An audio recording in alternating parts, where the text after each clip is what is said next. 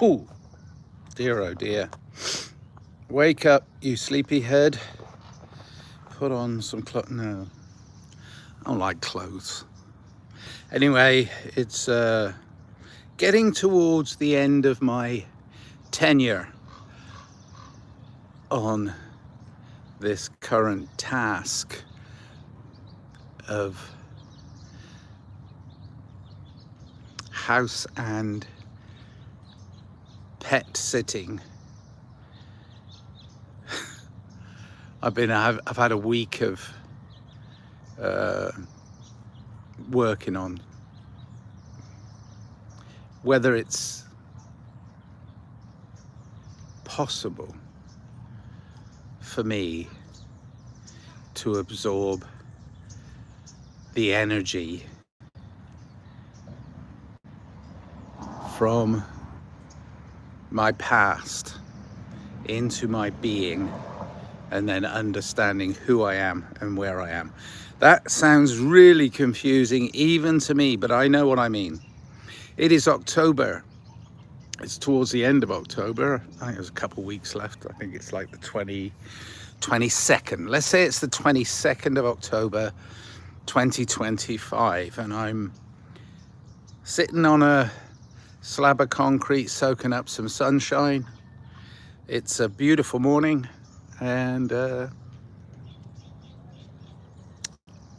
I think I have to be myself. Who are you?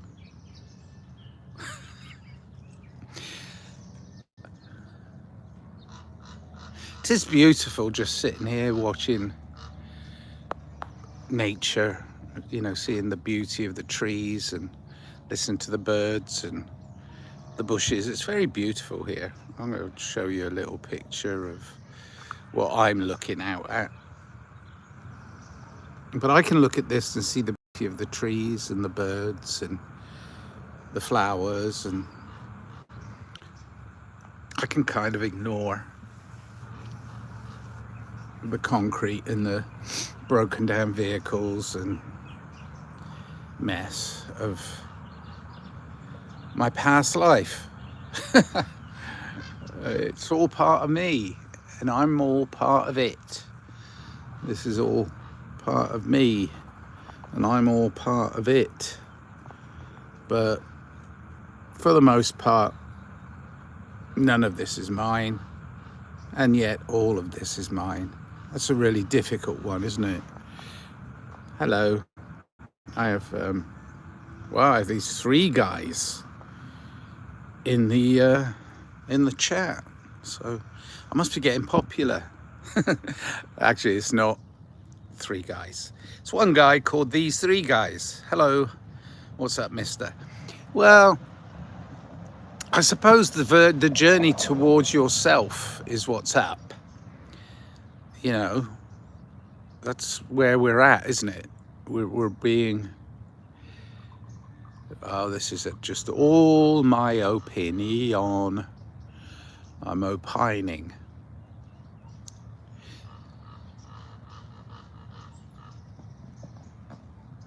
I don't know if this is the closing of a loop or whether this is the start of a loop.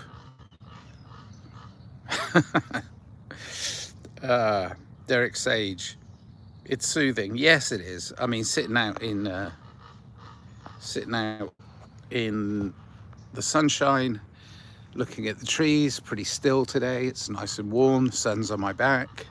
Can't beat that. I'm in Southern California. So Derek Sage wise, wisdom is wasted on me. No, it's not.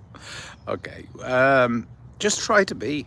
That's all I'm trying to do. Just trying to be myself in a system, in a society that wants to shape and mold me into something it wants. I'm still gonna stay me, and we should all try and be me. Olivia's Roblox, hi. Aubrey Dub, are you in Northern California? No, I'm in Southern California. I'm in a little pocket community called Shadow Hills, which is literally like just a little tiny spot away from Burbank, which is where all the studios are in the valley of San Fernando Valley, and all parts of Greater. I don't know why it's Greater. All part of Los Angeles. And Los Angeles is, to me, always seemed to me, it is my home for now, and it has been for a long time, but it's like I leave home often and come back, and leave home and come back, because I love Southern California. Los Angeles, I always likened it to 1,000 villages that were all pushed together, and even though we don't really want to encroach upon each other, we do. And so there's everything here, you know, from all the extremes are here. That's the truth. It's a very extreme place to live. Cheesy Poofs. Hello, Cheesy Poofs. Do you have a pot of gold, good gentleman? Yes. You want to see it? You want to see my pot of gold? Okay. Doopy-doop-doo. Let me see. There it is. Oh my gosh. I can't even see if I can see it, but there it is. Every morning. Huge pot of gold. Without it, we're dead. Isn't that amazing? There is my pot of gold, my dear friend. Easy Poofs. Yeah. I have a question. Are you Sigma 67 Sibkiki Hawk Tua? I am. You're a 320 pilot. Ask me that question. Are you Sigma 67 Sibkiki Hawk Tua? Question mark. Yeah. Because I am all, and all is me. And you are welcome to be whoever you want to be. And therein lies the question, who are you? I have to be myself. There's 1, 2, 3, 4, 5, 6, 7, 8. 8 crows all circling around, cawing and flapping wings and chasing each other. More than a collection of crows. We give things group names, don't we? What's a collection of crows called? Murder! It's murder, I tell you. It's a murder of crows. What a stupid name. Okay.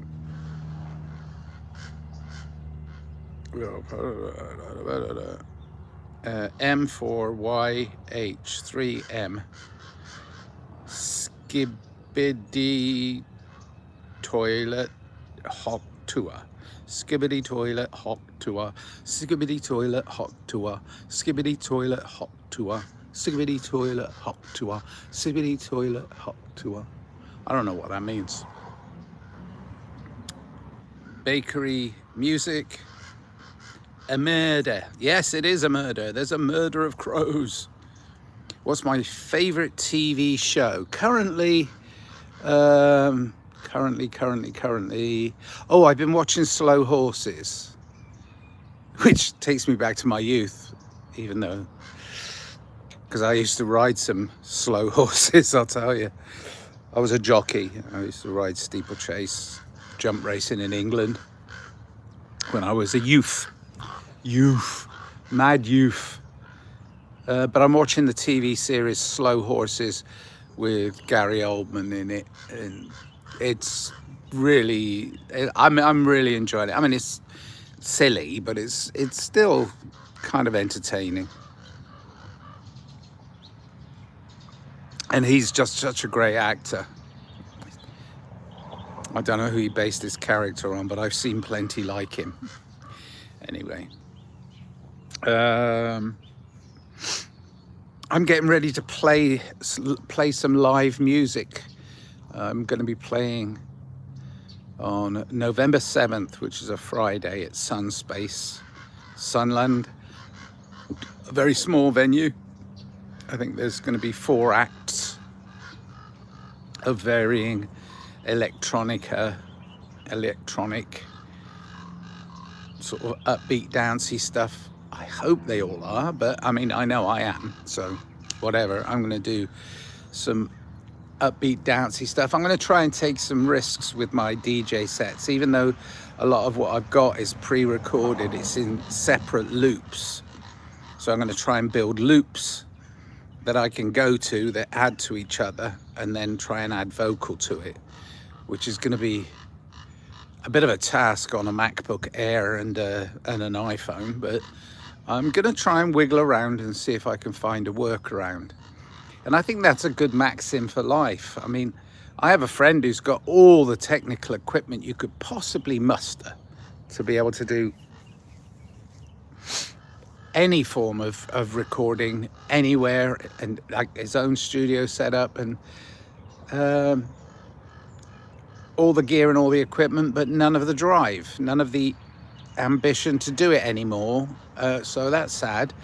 But I have minimal equipment, and I'm stomping around trying to go, oh, what if I put this through this and this through this? So I'm going to have some fun. But Friday, November 7th at Sunspace, I'm on the bill with 3 other people, doing some electronic dancing around and jumping up and down, which will be fun. Trying to get other people involved so as they can play along with it. So it's a good game, I tell you. It'll be a fun night. Okay. Gary Oldman is a very good actor. I agree. Yeah. I mean,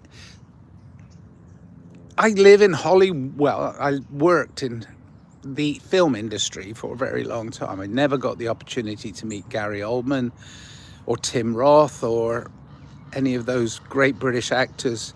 Oh, I met a couple. Tell the truth, I did. No, names are not important, but I find that a lot of the British and European serious actors that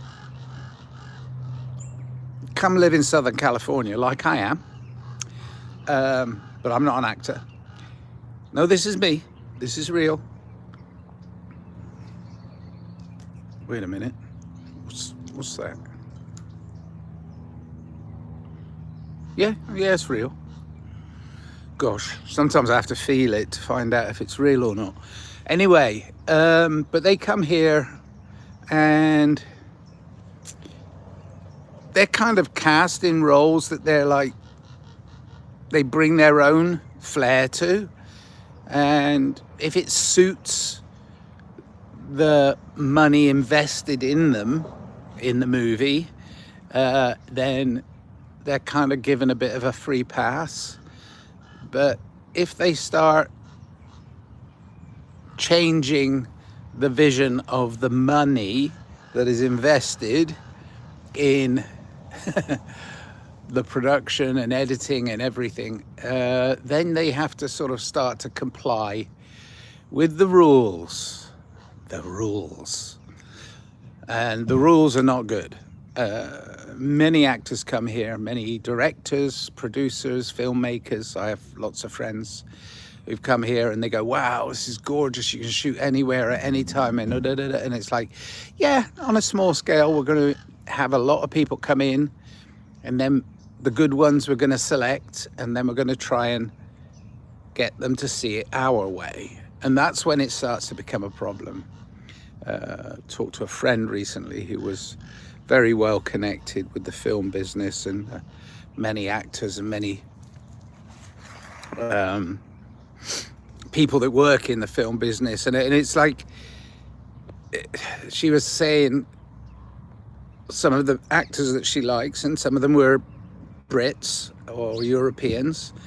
And she said, what do you think? And I'm like, came here, made a go of it, and then realized how slippery a slope it is, and then got out of it. Went back to Europe usually. not with their tail between their legs, but more with their dignity intact. You know, let me try and think of someone in specific. Oh, the director, Mike Leigh, who I think is a really good director. Funnily enough, he gave Gary Oldman and Tim Roth early breaks with their acting career, and they were brilliant in a TV movie, a movie made for television in England called Meantime. But Mike Leigh made lots of movies, and some of them are great. Most of them are great, actually. But then he came to Hollywood because he got tempted, you know. Back to the old Oscar Wilde quote, I can resist everything except temptation. So he came here, made one big movie here. I can't remember which one it was. Let me try and think. I think it might be called Secrets and Lies. Very good movie, but he had to compromise, and he didn't like it. He had to compromise the way he did it, the way it was edited, the way he worked with the actors, the way the story unfolded. He had to change the way he's been doing things in order to suit the machine that is Hollywood, that doles out large lumps of money to those that comply. Not unlike the bigger picture, if you want to get in and out of the big picture. Anyway, so I waffle.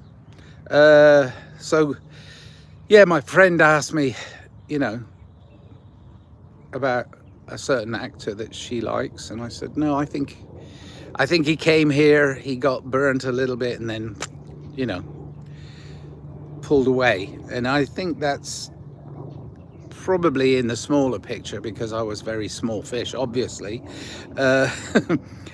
in that, because I didn't want to be front of camera much, not unless it was something that I was in control of. So I stayed behind the camera and did some work, and then I just noticed, you know, I noticed certain things as I was going along, and it was like, nah, don't want any of that. Anyway, that's enough about the Hollywood bullshit. Let's talk about who we are, because right now in time, I feel like humanity is being pushed up right on the edge and told, right, you've got to choose now. Well, who are you going to choose to be? You're going to be the one that they want you to be, or are you going to be the one that you want you to be? I'm going to be the one that I want me to be. And I encourage people to be the one that they are, rather than try and fit the mold. And it's funny how mold is M-O-U-L-D, when you mold something and shape something. And yet, when things start to get old and dirty and smelly, it's a different kind of mold, M-O-L-D. Yeah, but it's still moldy. Moldy old dough. That's a song, silly song from I can remember as a pop song, and I can't remember. Wizard. I don't know why. Yeah, I don't know. Moldy old dough. So I've gone drifting all over the place this morning, which is nice. I like drifting a little bit. Awareness of where I am, of what I'm doing.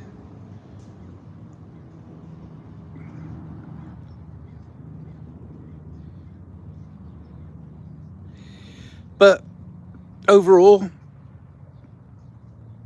thinking that whatever we choose within our little tiny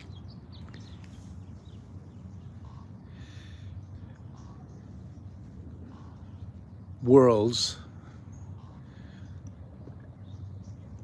we have the ability to make it better. Hollywood can't really make it better. It can't. It's not possible.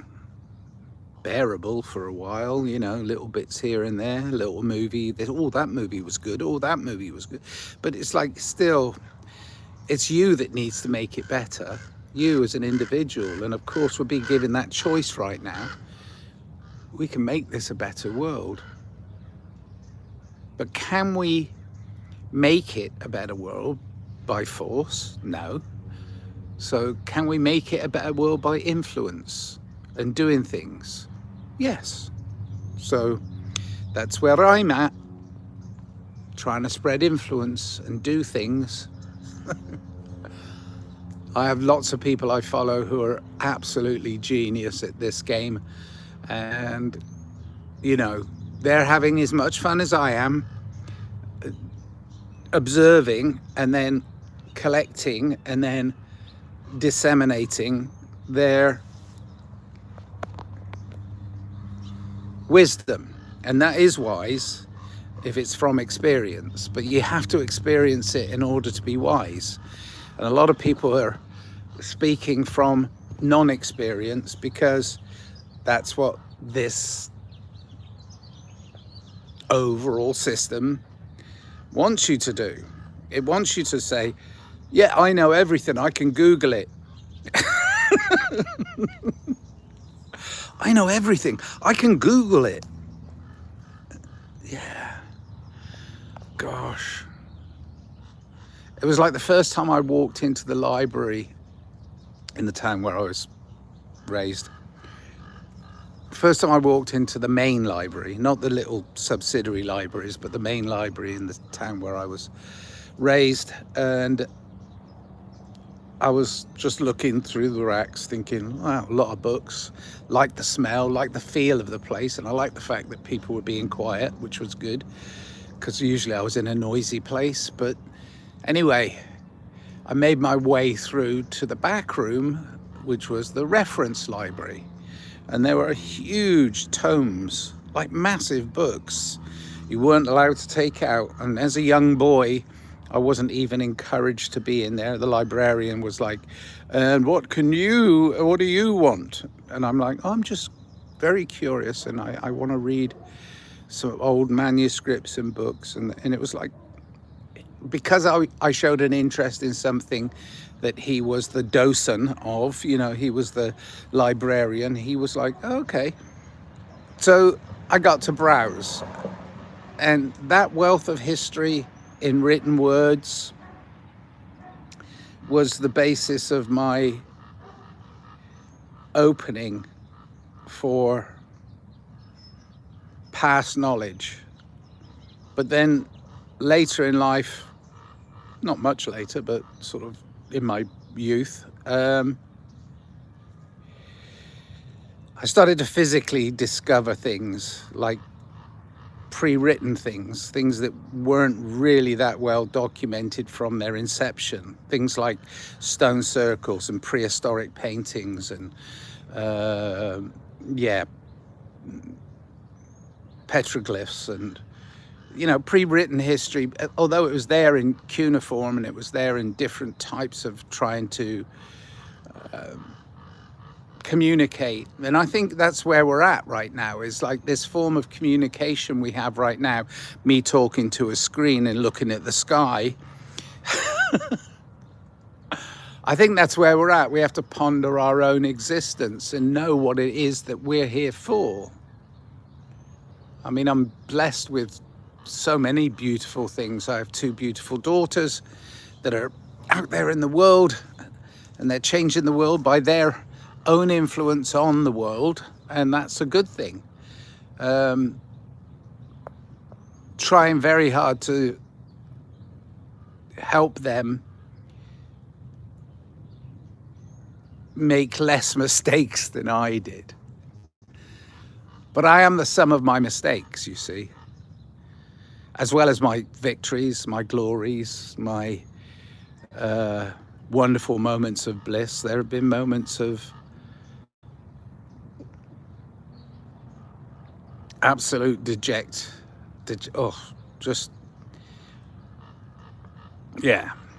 I don't dwell on them.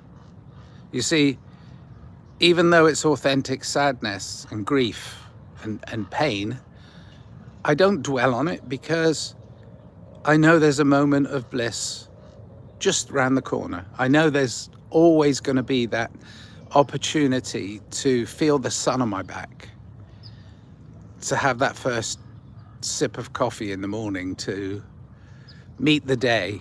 You know, these are all things that are blessings to me. And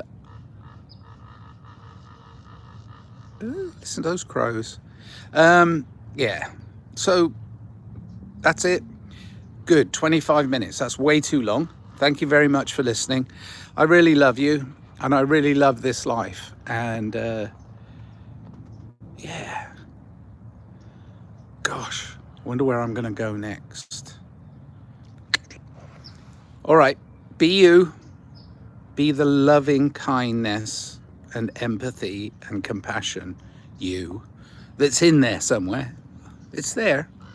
It's in all of us. Live, love, life. Beauty.